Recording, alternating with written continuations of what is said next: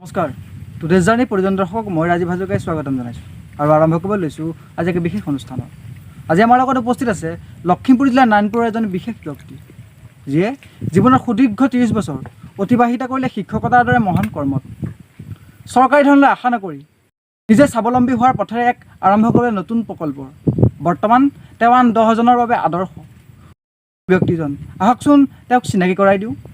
Sir, আপোনাক today's জাৰ্ণিৰ বিশেষ অনুষ্ঠানত স্বাগতম জনাইছোঁ। ধন্যবাদ। তোমালোকৰ জৰিয়তে সকলো শ্ৰোতা দৰ্শকলৈ মই ধন্যবাদ জ্ঞাপন কৰিছোঁ।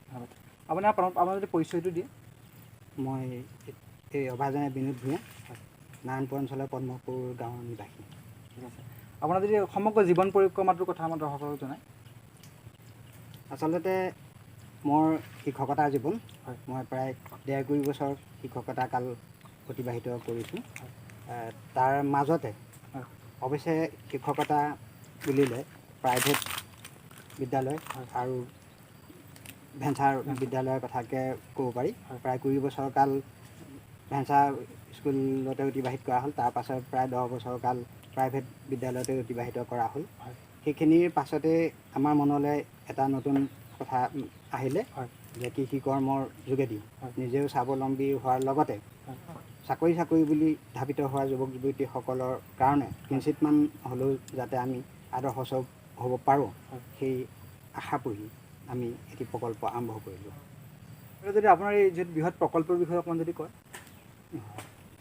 ইতিমধ্যে উল্লেখ কৰা হৈছে যে 20 বছৰ কাল আমি ভেঞ্চাৰ স্কুল অতিবাহিত কৰিলোঁ। তাৰ পাছতে কিছুকাল আমি ব্যক্তিগত খণ্ডৰ বিদ্যালয়তো অতিবাহিত কৰিছোঁ।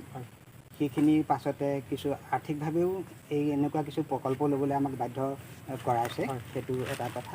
তাৰ লগতে এনেকুৱা এটাও কথা যে আমি প্ৰকৃতাৰ্থতে আমি ভাল পাওঁ। প্ৰকৃতিৰ সংৰক্ষণ বা প্ৰকৃতিৰ হকে কাম কৰাৰ আমাৰ এটা হেঁপাহ আছিল। সেইটো এটা আমাৰ এই প্ৰকল্প হাতত লোৱাৰ অন্যতম প্ৰেৰণা বুলি আমি ক'ব পাৰোঁ। আমি এই কৃষি যিটো এতিয়া প্ৰকল্প লোৱা হৈছে, লগতে মীন পালন আছে। এই মীন পালন আৰু কৃষি কৰ্মৰ জৰিয়তে আমি এটা আমাৰ ভাৱ হৈছে যে আমি ইয়াৰ পৰা উপকৃত হ'ব পাৰিম বুলি ভাবিছোঁ আৰ্থিকভাৱে। আৰু তাৰ লগতে আমি ইতিপূৰ্বে উল্লেখ কৰিছোঁ যাতে আনেও এই ধৰণে কিছু চিন্তা কৰে, আমি সমিল মিলে যদি এনেধৰণে কৃষি কৰ্মত হাত উজান দিওঁ, ঠিক সেইধৰণে আমি আগুৱাব পাৰিলে আমাৰ লগতে সমাজখনৰ বাবেও আৰ্থিক দিশটো কিছু স্বাৱলম্বনৰ দিশটোত অৰিহণা আহিব। আৰু লগতে আমাৰ পৰিৱেশ পৰিস্থিতিও অনুকূলে এইবোৰ কৰ্মৰ যোগেদি আহিব বুলি আমি ভাবিছোঁ। আপুনি আৰম্ভটো কিমান চনত কৰিছিলে আৰম্ভণিটো? এই কামটো ক'ব গ'লে আমি ঠিক 12 চন মানৰ এই গতিকে যদিও আমাৰ ফিচাৰী কামটো যোৱা জানুৱাৰী মাহৰ আৰম্ভ হৈছে, তথাপিও আমি 12 চন মানতেই ইয়াৰ চৌপাশে গছপুলি ৰোপণৰ কামটো কৰা হৈছে। এই গছপুলি ৰোপণৰ লক্ষ্যটো এয়ে যে ইতিপূৰ্বে আমি উল্লেখ কৰিছোঁ যে পৰিৱেশ পৰিস্থিতিও ৰক্ষা পৰি থাকিলে গছপুলিৰ যোগেদি ইয়াতে আমি যদি নাৰ্চাৰী নিচিনাকৈ কৰোঁ, তাৰ পৰা আমি বেলেগকো পুলি চাৰিটা দিব পাৰিম, নিজেও ৰোপণ কৰিব পাৰিম। গতিকে পৰিৱেশ ৰক্ষাৰ ক্ষেত্ৰতো অৰিহণা যোগোৱা হ'ব। সেই মানসা কৰিয়ে আমি ঠিক প্ৰায় 12 চন মানতে আৰম্ভ কৰিছোঁ। আৰু এই বছৰ জানুৱাৰী মাহতে ফিচাৰী খননৰ কাৰ্য কৰা হৈছে। সেইধৰণে আমাৰ ঠিক ক'ব গ'লে এতিয়াও প্ৰাথমিক পৰ্যায়তে আছে প্ৰকল্পটো, আৰু আমাৰ পৰিকল্পনা আছে, আগুৱাই যোৱাৰ আমাৰ সপোন আছে। কেনেকৈ পৰা হয় আমি এই ক্ষেত্ৰত ৰাইজৰ দিহা পৰামৰ্শ বা সহায় সহযোগিতাৰ প্ৰয়োজন হ'ব। অৱশ্যে যোৱা জুলাই মাহত আমাৰ এই প্ৰকল্প চাবৰ বাবে আমাৰ মাননীয় মীন বিভাগৰ মন্ত্ৰী মহোদয় পৰিমল শুক্ল বৈদ্য ডাঙৰীয়া আহি আমাক যথেষ্টখিনি উৎসাহ প্ৰদান কৰিছে। লগতে স্থানীয় বিধায়ক ডাঙৰীয়াও আহিছে, তেখেতৰ লগতে মীন বিভাগৰ ডাইৰেক্টৰ ছাৰো আহিছে, জিলা পৰ্যায়ৰ আহি পেলাই সেইখিনি প্ৰেৰণা আমাক দিছে। আমি সেইখিনিকে যদি সাৰোগত কৰি আগুৱাই যাব পাৰোঁ, নিশ্চয় ভাবিছোঁ সফল হ'ব পাৰিম। তেওঁ যে কেৱল এনেধৰণৰ বৃত্তিসমূহৰ লগত জড়িত, ঠিক তেনে নহয়। তেওঁ এজন নিজৰ সাহিত্য চৰ্চাৰ জৰিয়তে এই সমগ্ৰ অঞ্চলটোত নিজকে পৰিচয় কৰাবলৈ সক্ষম হৈছে। আহকচোন তেওঁৰ পৰা তেওঁৰ সাহিত্য জীৱন সম্পৰ্কে জানিবলৈ চেষ্টা কৰোঁ। সেইকাৰণে আমি জানিব বিচাৰিম আপোনাৰ সাহিত্য চৰ্চাৰ কেতিয়া আৰম্ভ হৈছিল আৰু তাৰ বিষয়ে যদি অকণমান আমাক কয়। এই অভাজনৰ পৰা প্ৰকৃততে বহুত বেছি সাহিত্য সৃষ্টি হোৱা নাই, তথাপিও ছাত্ৰ ছাত্ৰী মোৰ বন্ধুবৰ্গ আৰু বহুজন জ্যেষ্ঠ ব্যক্তিৰ মোৰ প্ৰতি থকা মৰম চেনেহ হয় আৰু প্ৰেৰণা স্বৰূপে কবিতা লিখা হয় 2-4টা আৰু বিজ্ঞান বিষয়ক লিখা হয়। হয় সেইখিনি অৱশ্যে এতিয়ালৈকে গ্ৰন্থৰূপ দিব পৰা হোৱা নাই। হয় সেইখিনি ইচ্ছা আছে নথকা নহয়, গ্ৰন্থৰূপ দিবলৈ মন আছে যদিও আৰ্থিকৰো কথা কিছু থাকে, হয় সেইখিনি কাৰণে হয়তো বৰ্তমান সেইখিনি গ্ৰন্থৰূপ দিব পৰা হোৱা নাই।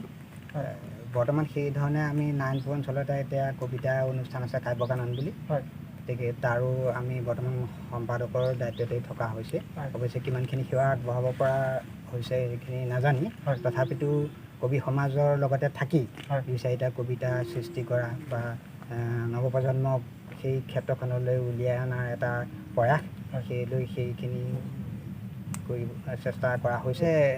কবিতা বুলি ক'লে কথাটো অকণমান বেলেগেই হৈ পৰে। এতিয়া সাউকে কবিতা তেনেকৈ মনলৈ অহা নাই, তথাপিও সাউকে অহা এটা মোৰ কবিতাৰ পংক্তি মই আজি ক'ব খোজোঁ। সঁচাই তোমাক কওঁ এই দুভাগ ৰাতি, মোৰ কবিতাবোৰ সংজ্ঞাবিহীন যাত্ৰী। মোৰ কবিতাবোৰ যদি কবিতা হয় আটাইবোৰ কবিতাই হওক এতিয়া বসন্তকাল, ফুলতকৈ কাঁইতেই ভাল। এয়া হিৰুদাৰ ভাৱ আছিলে। তেনেধৰণে আমি বিচাৰোঁ আমাৰ ভাৱে ধৰে। আমাৰ কবিতাবোৰেও কাক কি দিব পাৰিছে 2-4টা কবিতা, কাক কি দিব পাৰিছে নাজানো, তথাপিও কেতিয়াবা কোনোবাই লগ পালে যেতিয়া আপোনাৰ অমুক কবিতাটো ভাল লাগিছিল বুলি কয় তেতিয়া ভাল লাগে আৰু। যিহেতু আমি দেখিছোঁ আপুনি সম্পূৰ্ণ একক প্ৰস্তাৱ অতি বৃহৎ আকাৰে এই প্ৰকল্পটো আৰম্ভ কৰিছে, ভৱিষ্যত জীৱনত কেনেকৈ আগুৱাই নিব এই প্ৰকল্পটো? সপোন আছে, পৰিকল্পনা আছে, সেইখিনি আচলতে আমি কিমান বাস্তৱ কৰিব পাৰিম সেয়া নাজানো, সময়ে ক'ব। আৰ্থিক দিশটো এটা অত্যন্ত গুৰুত্বপূৰ্ণ দিশ, সেই সকলোখিনি যদি সহায় কৰে, পৰিৱেশে যদি আমাক সহায় কৰে, পৰিকল্পনা নথকা নহয়।